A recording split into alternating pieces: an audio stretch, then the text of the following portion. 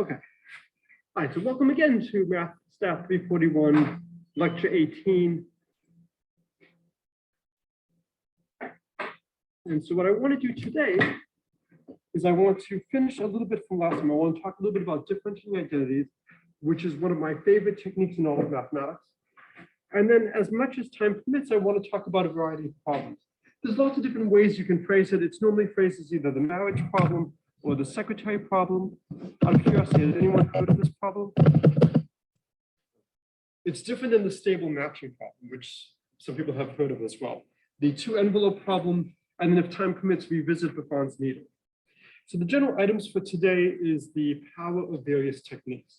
This is building up your hammer, this is building up your skill set. Differentiating identities is one of the most useful ways I know of to attack a variety of problems. We're going to see the importance of asking the right question. If you ask the wrong question, you can solve it, and the answer may not be what you want. And in fact, it may be a completely absurd answer, but it's the answer to the question that's asked. So be very careful about what question you ask. And then the last is we're going to really emphasize the power of simple strategies or some just quick calculations you can do. And so maybe what I'll do is I'll give some examples of how you can often approximate the answer without actually doing it. If you are taking a multiple choice exam, which you will not be doing in this class, but if you have to take any of the standardized tests, and you have these A, B, C, D, E's to choose from, you can often answer the problem without actually solving the problem, by just seeing that 4 of the 5 answers just can't be right. And there is a real skill of being able to just quickly look at something and make an order of magnitude estimate and get a feel and a flavor for what the answer should be. All right, so briefly, what is the method of differentiating identities? So you can write it down with either an integral or a sum. Because I have been doing so much with integration, to be fair today, I will write it down with the sum so that I'm balanced. So we have a sum from some value to another value of some function that depends on n, the index, as well as a bunch of parameters. And we will assume that we have a closed form expression for the sum. We assume it equals g of something. And we will assume that f and g are differentiable. And then the result is that if you take the derivative of both sides with respect to alpha, you still have an identity. You still have an equality. Now, if it's an infinite sum, you then have to justify switching the sum and the derivative. If it's an integral, you have to justify, if it's an infinite integral, interchanging the two. So as long as we have sufficient decay, this can be done. So the question is, what identities do we know? Can anybody give me an identity involving, say, a sum over n of something that we know?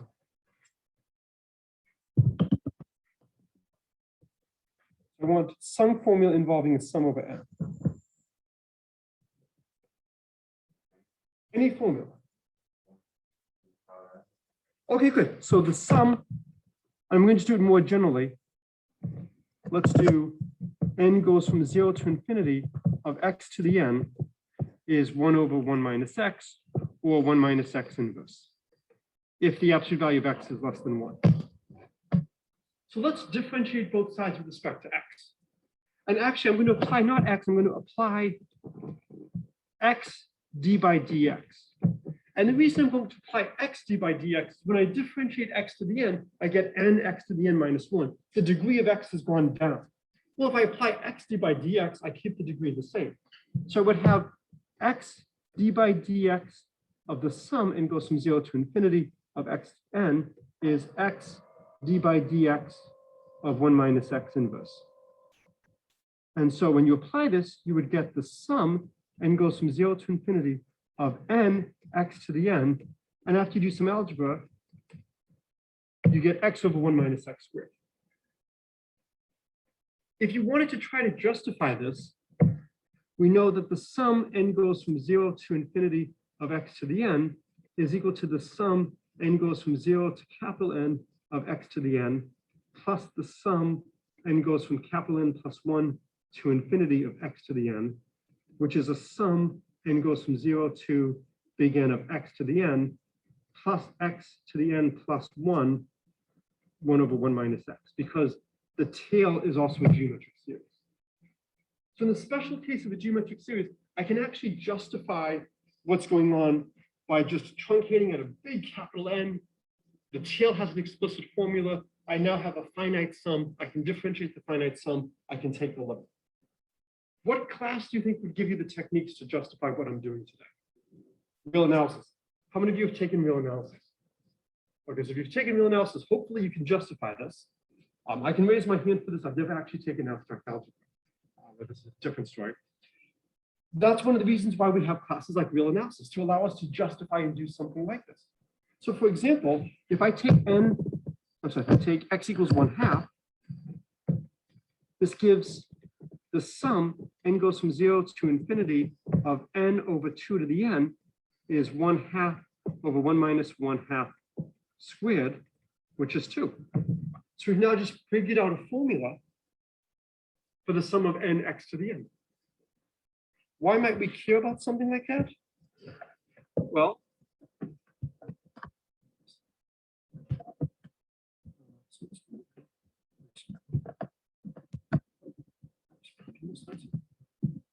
so for example, let's say x is a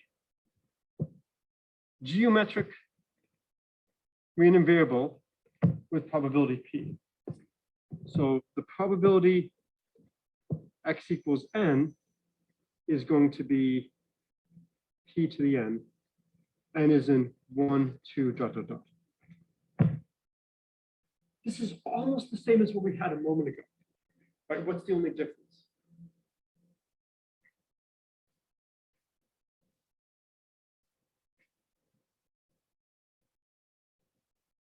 Well, we're not starting off at 0.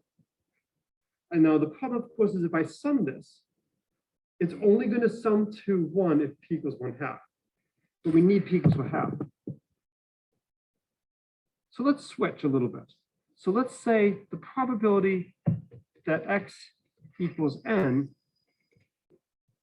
is 1 minus p times p to the n. Now, we'll take n to be 0, 1, 2, ... Think of this as the number of failures before the first head. And a probability of a head is 1 minus p. So if I view it like that, it's a little bit weird now, because now p is actually the probability of a failure, and 1 minus p is the probability of getting a head. If I get a head on the first toss, I have no failures. So that would be n equals 0, and it would just give me 1 minus p. If I have a head, my first head on the third toss, I would have to have 2 failures and then a success. And you can see that this is going to sum to 1. And we can now use this to calculate the expected value of x. The expected value of x is going to be the sum, n goes from 0 to infinity, of n probability x equals n. So if your probability of a head is 1 minus p, the question is, how many tosses do you expect to need? How many failures do you expect to have before you get that first head? Well, we now want to calculate the sum, n goes from 0 to infinity, of n 1 minus p, p to the n. This is just 1 minus p times the sum, n goes from 0 to infinity, of n p to the n. But we just calculated that a moment ago, right? That was just equal to, x over 1 minus x squared, x equals p. So this is going to just be equal to 1 minus p times p over 1 minus p squared, which is p over 1 minus p. And now you always want to check and see, is this reasonable for the number of failures we need before the first head? What's the simplest p to analyze? 1. So if p is equal to 1, we never have a head. And if you put in p equals 1, we see it goes to infinity. Good. So p equals 1 goes to infinity. Good. What's another good p to take? 0. If we take p equals 0, goes to 0, also good. And then there's one more p to take, a half, and that goes to 1. So it's saying on average you have 1 failure. Now, if you think about it, I could get it on my first toss and there's no failures. second toss 1, third toss 2, and so on and so on. So we can completely analyze a random variable like this. What is another formula we have involving a finite sum? Does anybody know any other things?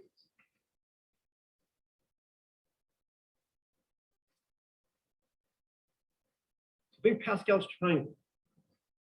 What theorem do we get from Pascal's triangle? Use it for finding the derivative of x to the n by looking at x plus h to the n.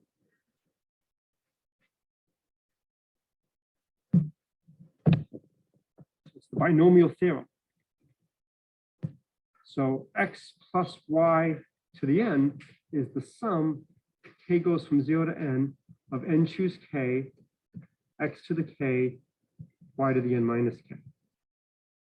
So let's apply x d by dx to both sides. Well, if I apply that to x plus y to the n, I get n x plus y to the n minus 1 times x. And then that would equal the sum, k goes from 0 to n, of n choose k, k, x to the k, y to the n minus k. Now we let x equal p and y equal 1 minus p. We can't set x equal to p and y equal 1 minus p initially, because when we would then differentiate, the derivative would hit both the x equals p and the y equals 1 minus p.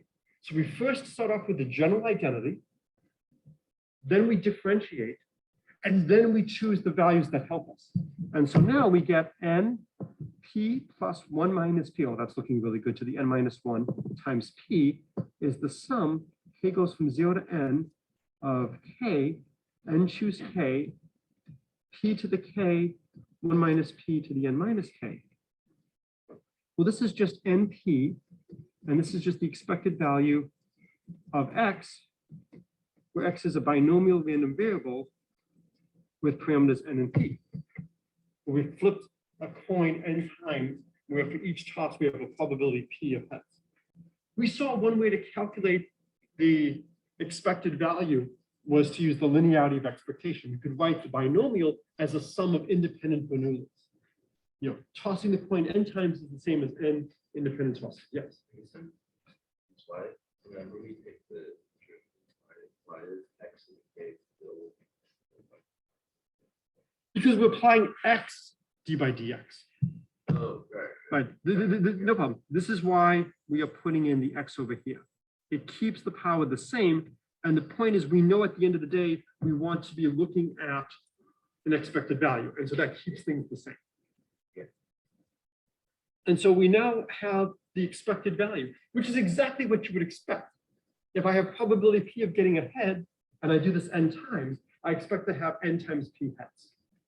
If we wanted to calculate the variance, we would just do expected value of x squared minus the square of the expected value, and now apply x d by dx to x d by dx. Now this becomes a little bit more involved, because since I'm doing x d by dx twice, when I take the derivative here, I've got an x plus y to the n minus 1 and an x. So what am I going to have to use if I want to take the derivative?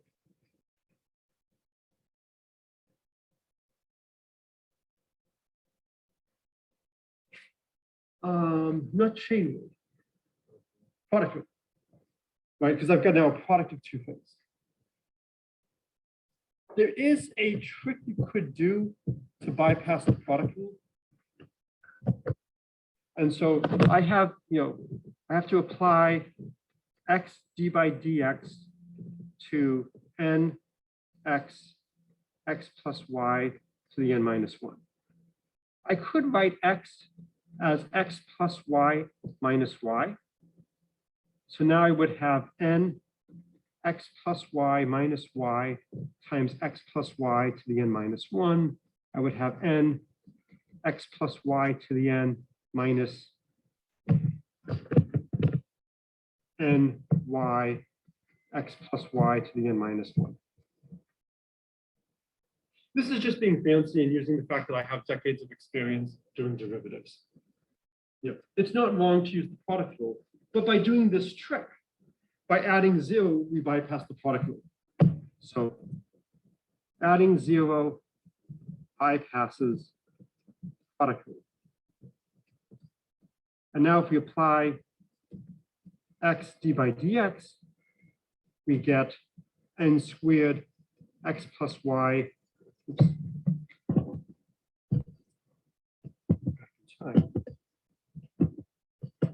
X plus y to the n minus 1 times x minus n minus 1 xy x plus y to the n minus 2. And I'm not really worried about things like x plus y to the n minus 1 or n minus 2, because I'm always going to take x equals p and y equals n minus 2. So at this time at the end of class today, I'll show you some continuous examples where you can actually use this to calculate the standard deviation of the Gaussian and prove what that is without having to do all the integration. What I hope you're seeing now is how useful this is.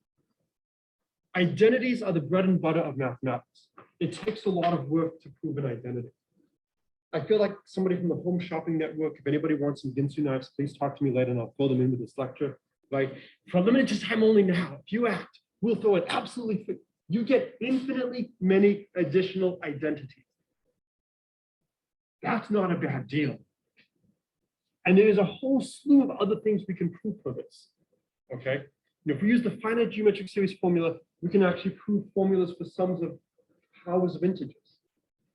And there's a nice extra credit problem, which I'm happy to talk about later, where if somebody can find a nice way to make it work, there'll be a nice observation. All right, so this is just writing things a little bit more neatly. This is just the binomial variable and just the calculations we need to do. And we've just done them using differentiating identities. But if you look at them like this, it's teched up to make it look as pretty as possible. Those do not look like pleasant sums. How do I handle a sum like this? Well, I could try to maybe write out the n choose k and maybe the k cancels somehow. Maybe there's some ways to play it. But the idea is by differentiating an identity, we can attack it without too much trouble. All right. So what I want to do now is turn to the marriage or secretary problem. There's lots of different formulations of this. One of my students, either the first or the second time I taught this class at Williams, decided he would use this idea to find the person he marries. This was over a decade ago, and he is still single. So I strongly urge you to consider this as of theoretical interest. I wasn't sure what I could bring in. One time I actually brought in some of my daughter's Barbies and some of my Star Trek figures to just have people. I decided for the most part to bring in Lego people. So one of my students years ago gave me a Lego Professor Miller. So I've got a couple of people lining up for an interview. So let's imagine the following extremely hypothetical situation, exaggerated to the extreme. Do people want to use it in terms of relationships or in terms of hiring people for a job?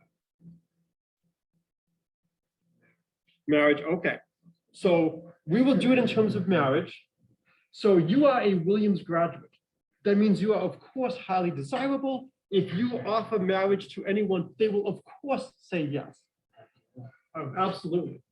Now, just right now, for the rest of the class, nobody talk to anybody other than me, because I don't want somebody to actually offer somebody marriage right now in class. This could be a little awkward. Because depending on how you answer, you're going to dispute what you've just claimed. So be very careful. Now, if you offer someone marriage, they will of course accept because you are Williams graduate, or soon to be Williams graduate, right? What happens if somebody comes to you and says, "Will you marry me?" and you say no to them? What will they do? I'm sorry? So what will they do? Yeah, they get stuff. No. Go ask someone else. Nope. Nope. Nope. They kill themselves. Yeah. They kill themselves. Right? Well, I'm saying on college campuses, there is the notion of a relapse. And so I want to make sure we don't have something like that. Once you decline someone, they are unavailable in perpetuity. The easiest way to make that happen is they are dead. And we will assume for the time being that you can only marry living beings. Okay? So once you say no to someone, they are inaccessible. Okay? So you see the candidates one at a time. And when you see each candidate, you pause, you look, you think, you evaluate, and then you say yay or nay. And if you say yay, they accept you, you get married. Yes. No. So here's the thing. So you know the number of people.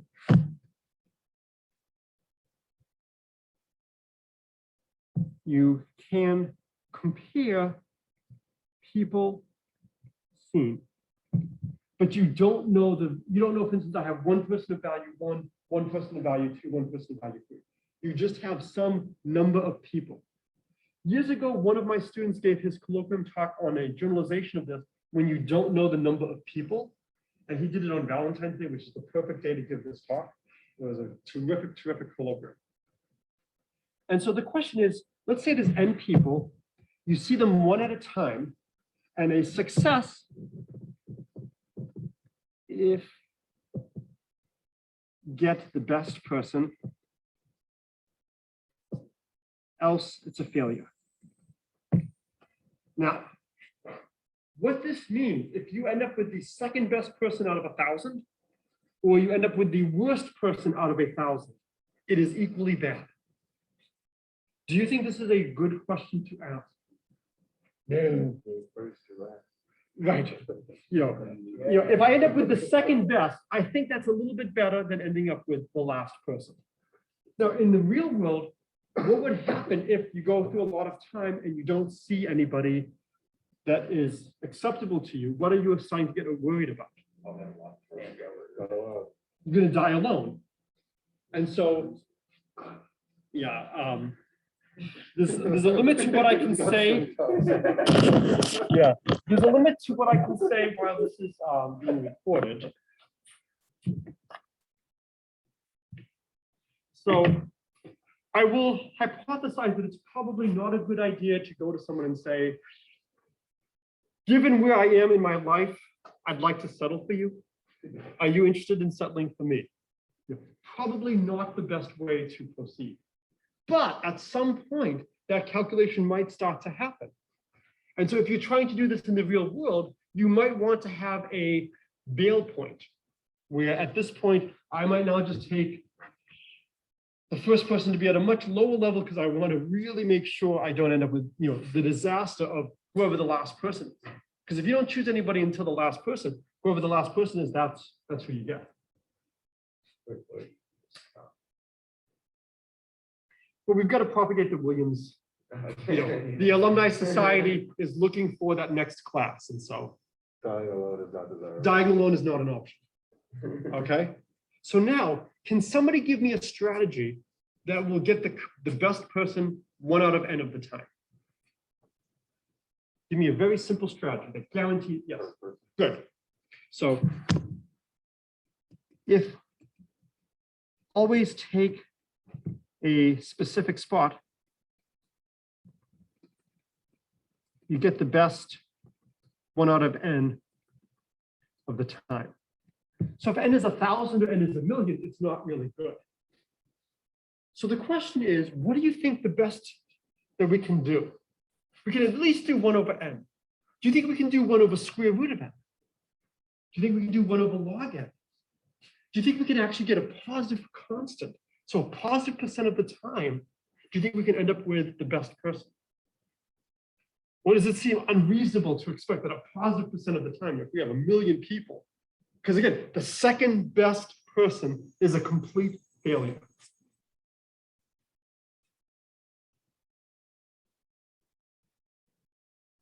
So I was talking a little bit after midnight with one of my former probability students. He was actually in the first class I took with this. I taught here at Williams. He's a operations research professor at Columbia right now. And he remembered this lecture, and he gave me a very good, simple heuristic argument, which I've used in other cases, but I'm going to give it to you right now. So this is from Nick Arnosti. And so what we're going to do is we're going to split it in half. And what we're going to do is we're going to look at the first half and choose the first person better than the best in the first half. Okay. If the best person is in the first half, do we lose? If the best person is in the second half, do we have a chance? So how often is the best person in the second half? Half of the time. So let's say this is the best, and they're here half the time. What about the second best person?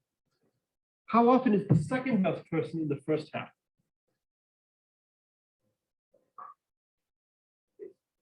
Basically a half, right? There may be some issue with the two of them aligning, but we'll say basically a half.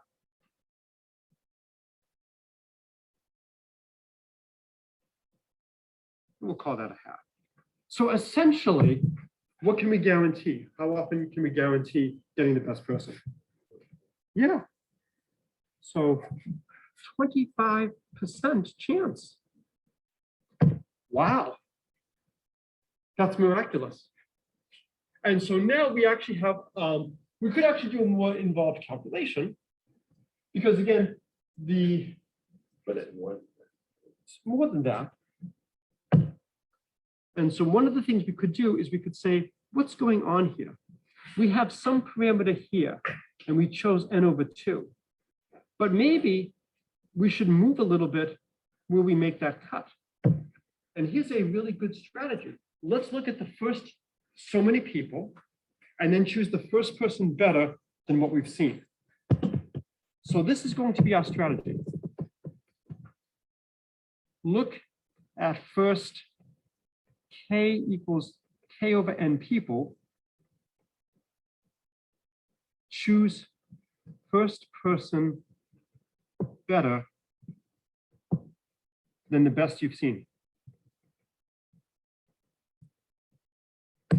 So what we're really doing is we are giving up on the first k over n people. So thank you very much for your application. We'll get back to you. No, we won't. We're just being polite. We're using them to get a sense of the field. We may not be telling them this for legal reasons. Now, what's the danger of having a large value of k of n?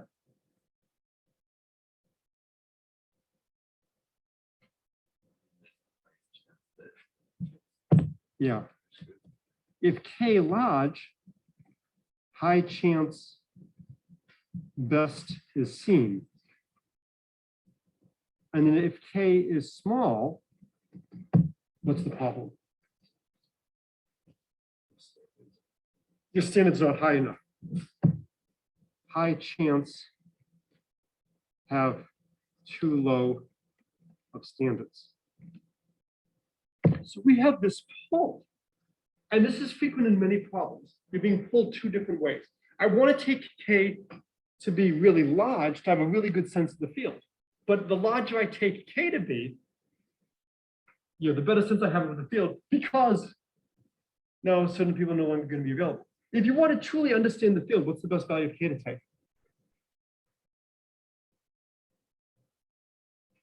You take k to be n, you see everybody. Then you truly know what the field is, but you can't do anything. If you want to make sure you have as small of a chance as possible of missing the best person, what should you take k to be? 0 or 1. And so, so I think 0 is better. Yeah, so 0. So completely opposite. So you can say, well, 0 and let me take the average, let me take n halves. And n halves is already good enough to get 25%. So what we want to do is we want to calculate what is the probability have the best given you look at k, then choose the first one that's better. What kind of probability do you think this is?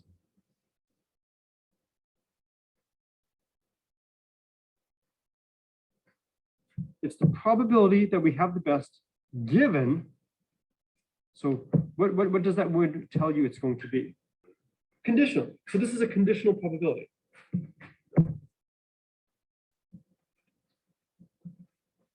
So it's the sum, the probability have best given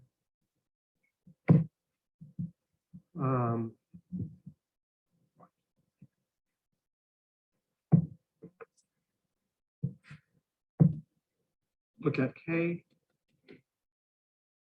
but is this the right way to look at it? It's some kind of conditional probability. How do we want to write it? Well, let's break things up a little bit. Let's draw a little picture. Here's 1, here's 2, here's K minus 1, here's K plus 1, here's M, here's N.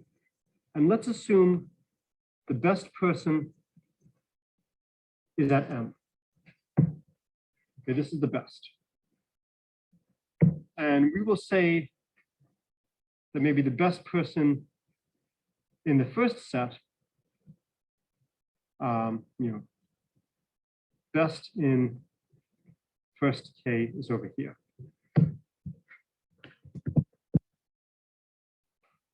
So when we're trying to figure out what is the probability we win, it's going to depend a lot on where that best person is. If the best person is in the first K, we have no chance. So if best in first K, always lose.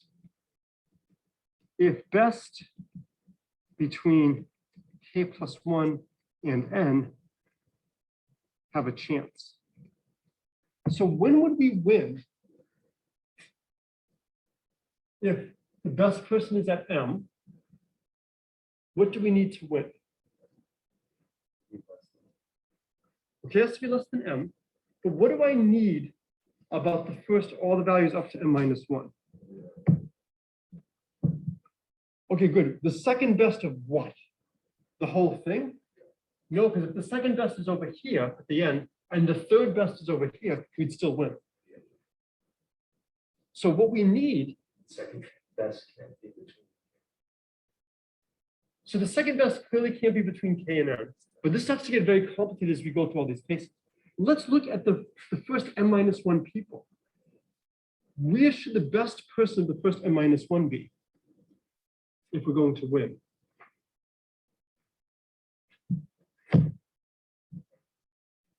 The best of the first M minus 1 must be between 1 and K. Because if the best person of the first M minus 1 is between 1 and K, then as we look at K plus 1, K plus 2, all the way up to M minus 1, we're never going to choose any of them. And then all of a sudden, when we hit M, we're going to choose. So what's the probability that of the first M minus 1 spots, the best happens to be in the first K? Good. So the probability is K over M minus 1. We have K slots that would win it for us, and we have M minus 1 possible slots. So now the probability we win is equal to a sum. M goes from 1 to N. The probability we win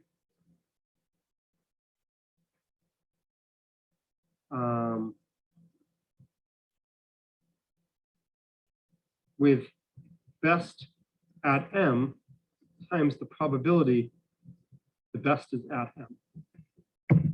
So for each M, we calculate what is the probability we win. So this then just becomes a sum. M goes from, K plus 1 to N. And the probability we win is K over M minus 1. And what's the probability that the best is at M?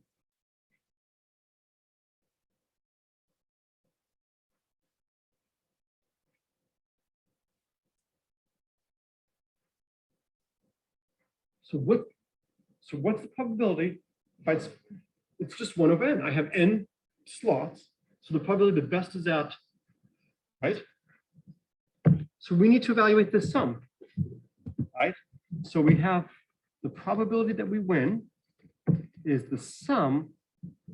M goes from K plus 1 to N. And then we had K over M minus 1. times 1 over n. Okay? So what I'm going to do now is I'm going to just try to estimate this sum. So I'm going to be a little bit fast and loose with the mathematics. I'm just trying to estimate. So this is approximately equal to 1 over n, or actually k over n. And then I'll have a sum, m goes from k to n minus 1 of 1 over m. Does anybody remember what the sum of 1 over m is called? It's the harmonic. So harmonic series. You should have seen this hopefully in multivariable calculus. So if I give you the sum, m goes from 1 to big M of 1 over m, this is equal to the log of big M plus, a constant plus small. But essentially, if you want to think integral test, the sum is approximately the integral from 1 to m of 1 over t dt, which is basically the log of that. So how can I use this to help? Well, the sum, m goes from k to n minus 1 of 1 over m, that looks a lot like the sum, m goes from 1 to n minus 1 of 1 over m, minus the sum, m goes from 1 to k minus 1 of 1 over m, which is approximately equal to the log of n minus 1 minus the log of k minus 1. And what's the log? What's the difference of the logs?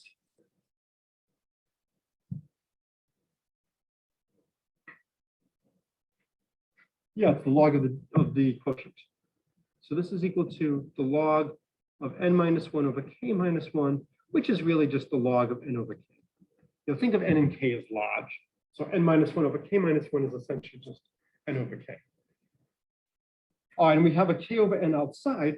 So the probability of a win is equal to k over n times the log of n over k. What's nice is it only depends on this ratio n over k. And it seems reasonable that k is going to be, growing with n. The question is, does k grow linearly with n? Is it some fixed multiple of n? Could it be something like square root of n? Could it be something like log of n? The smaller k is, in some sense, the better. Well, looking at this, this is, the perfect shit moment, right? When you look at this, if you want the probability to go up, you want the k and the k over n to be as large as possible. But the larger the k is there, the smaller the log of n over k is going to be. So they are perfectly, opposing. All right. So we have the probability of a win is equal to n over k log n over k. And we have k goes from 1 to n. So let's let x, yeah, I know, I just realized it's k over n. So it's easier than hitting the eraser. N over k. Oh no, sorry. Oh, I did it the wrong way. I did it. Now eraser is easier because I did it the wrong way.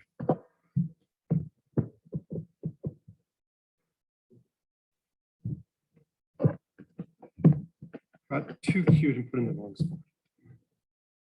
So let's let x equal k over n. So x goes from essentially 0 to 1. Would we ever want k to be 1? No. Now, of course, if we do take k equals 1, we at least get the log of n over n. So we do it better than the naive strategy of just fixing which one we're looking at. So at least k equals 1 is a little bit better. But almost surely this is not going to be optimal. So we have the function f of x is x log of 1 over x, or negative x log x. How do we find where it's largest?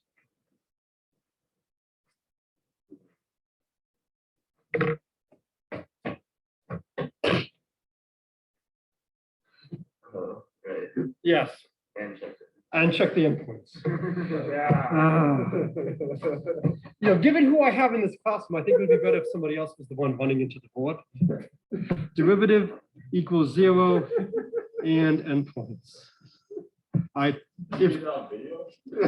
No, I did not have that on video. Do you want that on video? Yes. All right. So I have to go to share video. Stop share.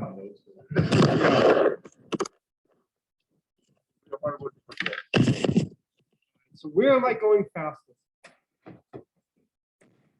All right, so we'll see how that goes.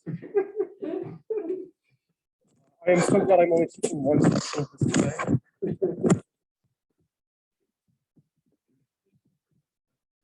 Well, that's the real reason why we had to have a whole new building. Is I had done this in so many different classrooms and whatnot that just structurally it had issues, yeah. And endpoints. Yeah. So if x equals 1 over n or x equals n, it's bad. If k equals n, we have the log of 1, which is 0. So it's not going to be at the endpoints. I'm not really worried about the endpoints. So f prime of x, I have to take the derivative of negative x log x, so it's negative log of x minus x times 1 over x. So it's negative log x minus 1. So f prime of x equals 0 implies the log of x equals negative 1.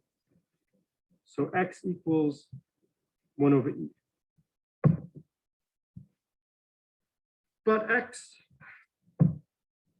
equals k over n. So k over n equals 1 over e. Therefore, k equals n divided by e. Really, I should take the second derivative to make sure that it's a maximum, but it's clear, it's not going to be at the endpoints. I'm not going to demonstrate that again, but it's not at the endpoints. So this is clearly going to be this. But I take the second derivative if you really want. What's the probability? Well, f of n over e is going to be, so we have k over n, which is 1 over e. So we have 1 over e, and then the log of e. What's the log of e? It's just 1. So this is about, I think, around 37%, I think.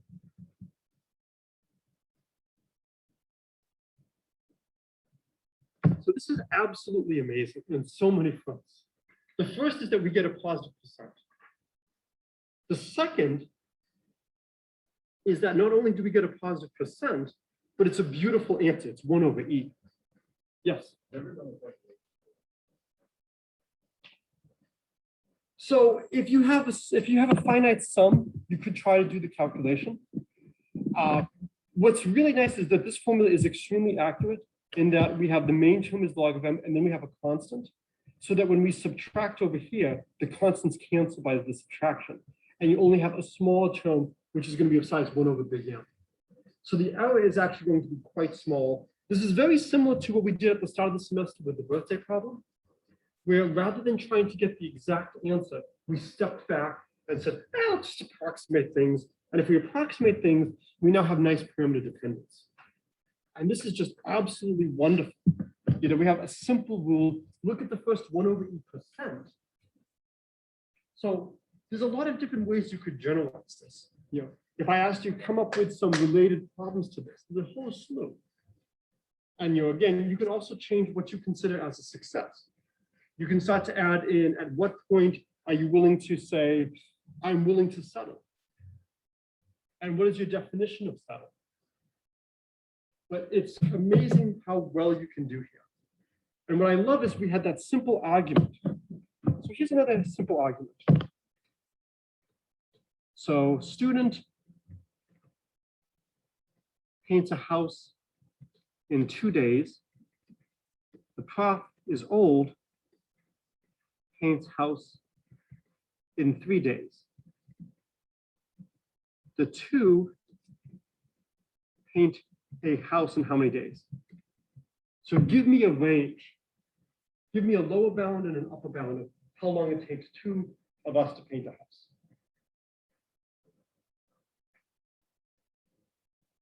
Okay, good, upper bound. So upper bounds and lower. So clearly 2, because you can just say, hey, professor, just sit down. And just the student does it by themselves. So clearly you can do it in 2. Can you get an upper bound that's smaller than 2?